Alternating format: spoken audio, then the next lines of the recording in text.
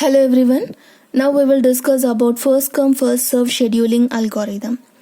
So as the name suggests, in which order all the process have entered into the ready queue, in that same order we going to schedule the process to the CPU for execution. So as usual, one by one the process will be scheduled to the CPU, not at the same time, right? So it is the simplest CPU scheduling algorithm. So it is the very simplest one. It's very easy to understand, very easy to perform the scheduling process, right? And it follows FIFO queue. So what do you mean by FIFO queue? First in, first out, which means the process that enters first into the ready queue must be selected first for scheduling. And in that way, same order, we are actually, the process enters second will be scheduled second. The process enters third will be scheduled third. Like that, we have to maintain one FIFO queue there. And in that same way, we are actually scheduling the process to the CPU.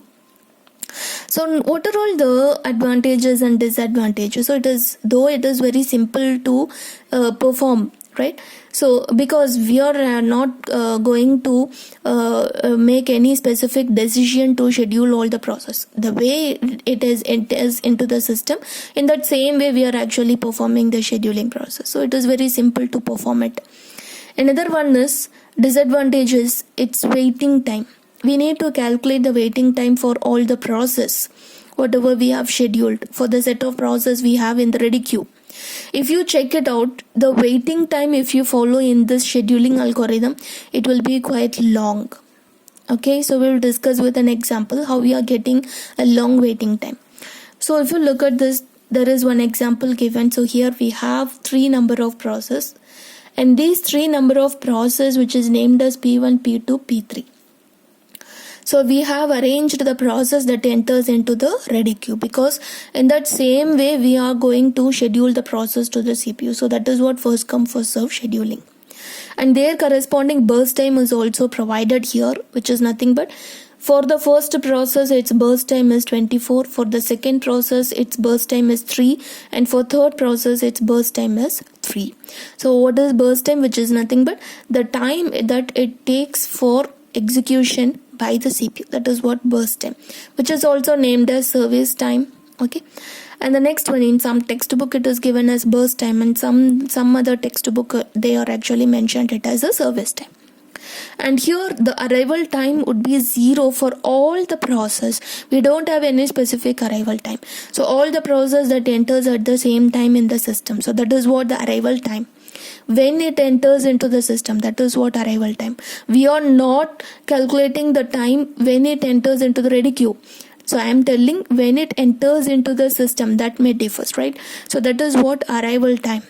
And again, what we need to calculate all other remaining time related metrics, which is nothing but completion time, or it is also said to be finish time, when that process gets completed by the CPU. So that is what completion time.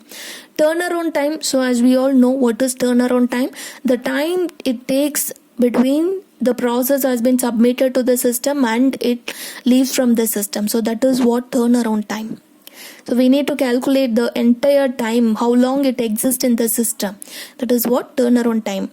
And waiting time, so how long the process is actually waiting to enter into the CPU, or if it needs to perform any IO operation, how long it is waiting for any IO devices. That is what waiting time. Okay. So now here this FCFS scheduling works under non-preemptive mode.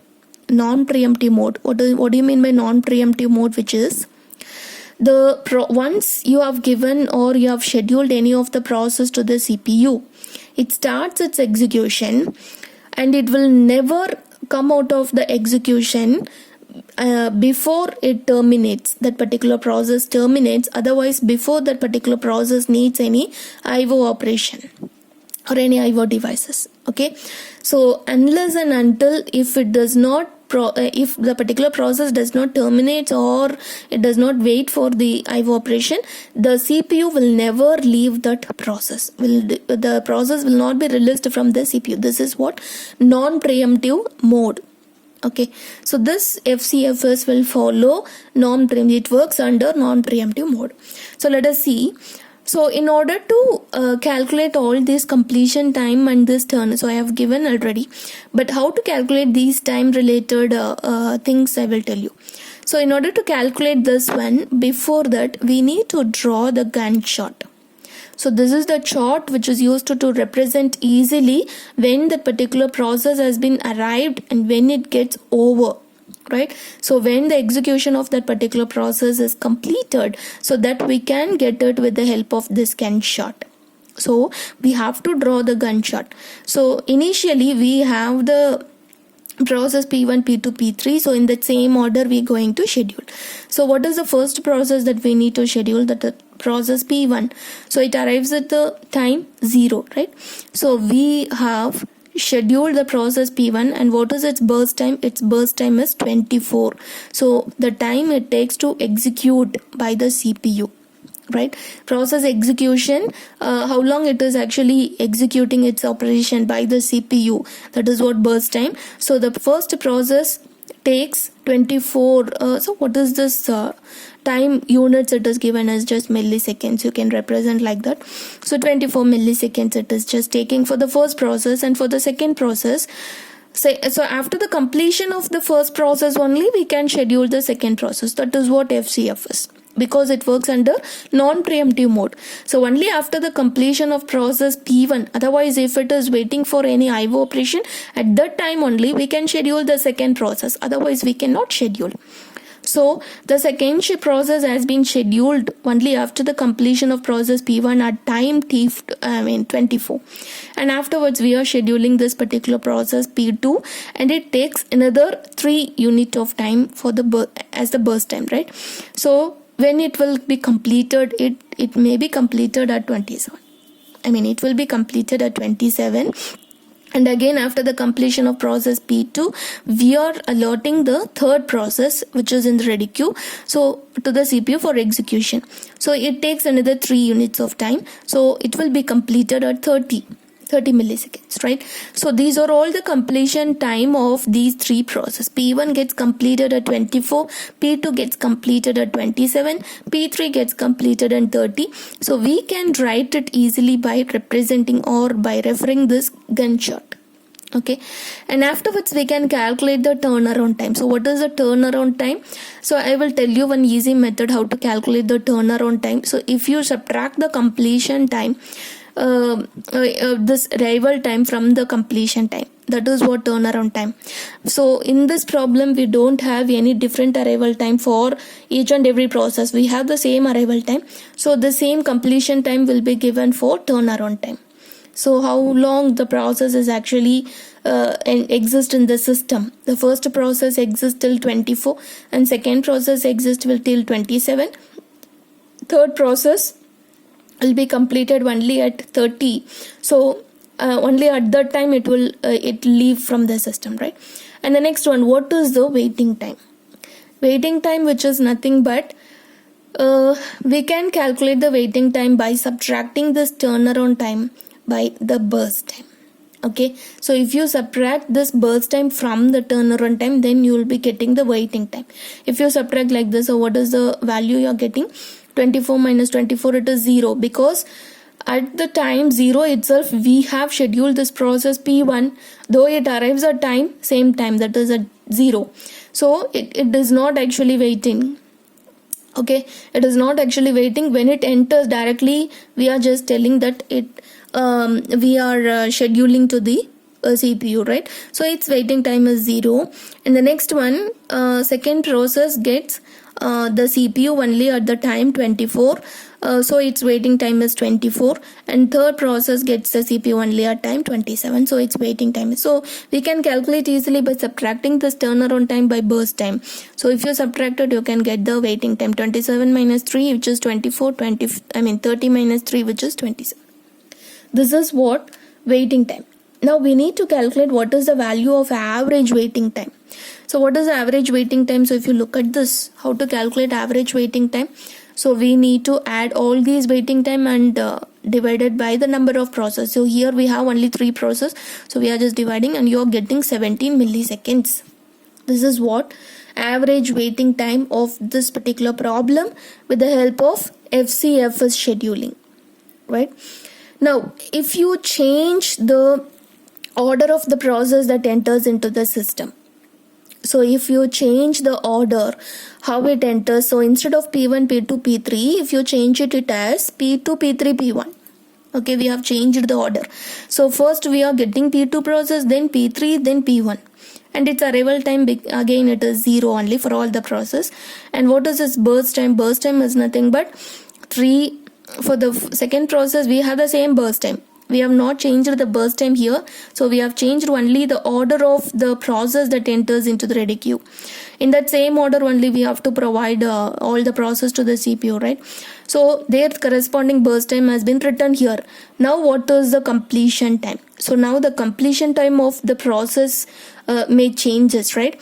So if you draw the Gantt chart for this particular order of the process, so first initially we are just scheduling this P2 process to CPU.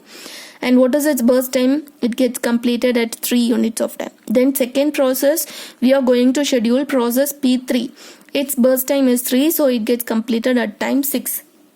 And then we are going to schedule the next process, that is P1, which is waiting in ready queue, and its burst time is 24, so it will be completed at time 30. So this is what the Gantt chart. So by this Gantt chart, if you refer the completion time, so for the second process, it completes at P2 process gets completed at 3, P3 process completed at 6, and P1 process completed at 30. Now what could be the turnaround time? So you can easily calculate with the help of arrival time. Okay, if you subtract all these things by arrival time, so you will be getting the turnaround time. And what is the waiting time? If you subtract the burst time from the turnaround time, you will be getting the waiting time. So here it is 0 because we have scheduled this P2 process initially. So here it is 0, 6 minus 3, that is 3, 30 minus 24, that is 6. Now if you calculate what could be the average waiting time, it is actually 3 milliseconds.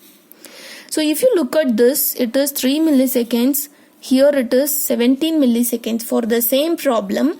Only thing, you have just changed the order of the process that enters into the ready queue, how it is actually entered. Only if you change slightly the order of the process, your average waiting time it is rapidly decreased, right? So minimized. You are getting such a minimal waiting time. So your difference is more here. Okay, so what happens here, we just moved the long process. So here we can say it is a long process. P1 is a long process, whereas P2 and P3 are short process. How we are telling it is long process? Because its burst time is more and its burst time is less, so we are telling that it is a short process. If you move little bit, so if you are providing the process the short process before the long process, you are getting the minimal average waiting time, whereas if you give the long process before the short process, you are getting maximal average waiting time. So this is what the disadvantage we have in case of FCFS scheduling. So here if you look at this, we can say this particular disadvantage as the term convoy effect. Okay, so by which means what? The shorter process is keep on waiting because of the longer process, and you are not getting the minimal average waiting time, right? So on the whole, if you calculate the average waiting time, so it could be the maximal one if you follow in that same order, and probably if it is a long process, you have kept before the short process. Okay, so that is what convoy effect. So if you look at this, it will lower the CPU and device utilization. So how we are telling that this lower the CPU and device utilization? Suppose in the ready queue, if you have some good mixture of IO bound process as well as CPU bound process. So what happens there? In case of CPU bound process, if it gets the CPU, it will be executed for some time, and it will stop its execution, because if it may require to perform any IO operation, it will stop its execution, and afterwards it will be given to IO devices. So it will go and wait in the IO queue, device queue, right? So then if it is a IO bound process, then it will be executed by the CPU only for short amount of time, and afterwards it will go on execute the IO operation, right? And again, after the completion of IO operation, the process will be written back to the ready queue, and again that will be given to the CPU for execution. This is actually forms one cycle, right? So what happens there, if you are getting only IO bound process, CPU would sit idle. If you are getting only CPU bound process, then IO devices will sit idle, right? So if you should have the good mixture of these two kinds of process, otherwise it will lower the CPU as well as the device utilization. So that how we are mentioning that it is a long process as well as short process. If it is a CPU bound process, then we can say it is a long process. If it is IO bound process, we can say it is a short process, because it is taking a less amount of time as a burst time. Long process means it is actually taking a more amount of time as a burst time. So here it will anyways, if you have the good mixture, then no problem. If you don't have the good mixture, so you will be keeping only the IO bound or else only the CPU bound, then you are getting this particular disadvantage. It will lower the CPU and also the device utilization. So another one thing, FCFS works under non-preemptive, and it could be the troublesome for time sharing environment, because in case of time sharing environment, the waiting time as well as the response time will be the minimal one. If you don't have the minimal waiting time or the response time, then it will not be the interactive one, right? So this particular scheduling algorithm is not said to be the optimal one to use. It is not providing the efficient result, so we cannot say that it is the optimal one. Okay, we will discuss one more example. If you look at this, there are number of some set of process and the process name also be given as WXYZ, their corresponding burst time, and here we have different arrival time for each and every process. We don't have same arrival time. Here we have different arrival time. For the first process we have arrival time as 0, and for the second process it is 1, Y. Third process Y is 2. So like that we have some arrival time, some burst time also be given. How to calculate the completion time and the other related times? So here you have to draw this Gantt chart. So if you look at this first process, in the same order we have to provide all these process, right? That is what first come first serve. So first we are just providing this first process W. So since it arrived at arrival time that is 0, so we need to provide that, and what is its burst time? Only 1 millisecond, so it has been executed. And you can check it for the next process, that is X. So it arrives at the time 1, and at the same time we are just providing that process to CPU.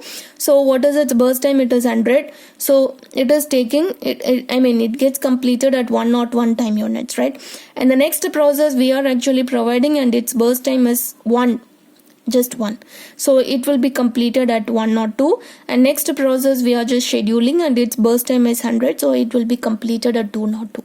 So this is what the completion time, so we can write it as such. And what is the turnaround time for each and every process? So it may differ from completion time, because we have different arrival time. So if you subtract this completion time by this arrival time, 1 minus 0, that is 1, 101 minus 1, that is 100, 102 minus 2, that is 100, 202 minus 2, that is 199. This is nothing but turnaround time, right? And waiting time is nothing but we can subtract this turnaround time by the burst time, so you'll be getting the waiting time. So if you look at this, first process has been entered at 0, and we have scheduled at the same time, so its waiting time is 0. Second process entered at time 1, and we have scheduled at the same time, so its waiting time also 0. Third process enters at 2, but we have scheduled at at 101. So what is its waiting time? 99, which is very high, right? Fourth process enters at 3, but we have scheduled at 102, so its waiting time, which is nothing but 99. So